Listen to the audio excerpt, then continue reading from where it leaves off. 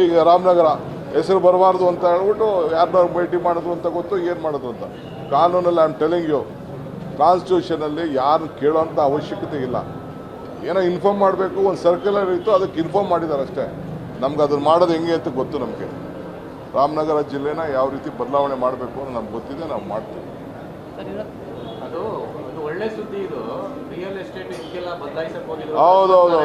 ಹೌದು ರಿಯಲ್ ಎಸ್ಟೇಟ್ಗೆ ನಮ್ಮ ಬೆಂಗಳೂರು ಜನ ಏನು, ನಮ್ಮ ಕನಕಪುರ ಜನಕ್ಕೇನು ಚನ್ನಪಟ್ಟಣ, ರಾಮನಗರ, ಮಾಗಡಿ ಇವ್ರಿಗೆಲ್ಲ ಅನುಕೂಲ ಆಗಬಾರ್ದಾ? ನಿಂಗೆ ಮಾತ್ರ ನೀವು ಯಾಕೆ ಬಂದ್ರಿ ಅಲ್ಲಿಂದ ಬೆಂಗಳೂರಿಗೆ? ನಮ್ಮದು ಬೆಂಗಳೂರು ಜಿಲ್ಲೆ ರೀ, ನಮ್ಮ ಜನ ಬದುಕಲಿ ರೀ. ಐ ಆಮ್ ಫಾರ್ ಬೆಂಗಳೂರು ಜಿಲ್ಲೆ ಜನ.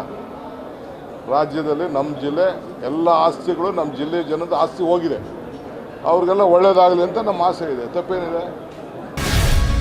ಗ್ಯಾರಂಟಿ ನ್ಯೂಸ್, ಸುದ್ದಿ ಖಚಿತ, ನ್ಯಾಯ ನಿಶ್ಚಿತ.